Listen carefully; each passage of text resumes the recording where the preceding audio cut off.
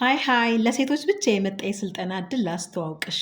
ሴት ሆነሽ እድሜሽ ከ18 ዓመት በላይ ከሆነ የሆነ የምትመሪው ድርጅት ካለ ወይም ደግሞ ድርጅት ውስጥ ኤንጂኦ ሊሆን ይችላል፣ ቢዝነስ ውስጥ ሊሆን ይችላል፣ እየሰራሽ ካለሽ ይሄ እድል ላንቺ ነው። ኮድ ፎር አፍሪካ ከካናዳ ኢንተርናሽናል ሪሰርች ሴንተር ጋር በመተባበር ይህን የኤአይ ስልጠና እድል አመቻችቷል። ስልጠናው ኤፕሪል 25 ላይ ያበቃል። ይህን ስልጠና በመውሰድሽ የምትጠቀሚው ነገር አንደኛ የኤአይ ችሎታሽን ታዳብሪያለሽ፣ ሁለተኛ ደግሞ ብዙ አይነት የስራ እድሎችን ይፈጥርልሻል።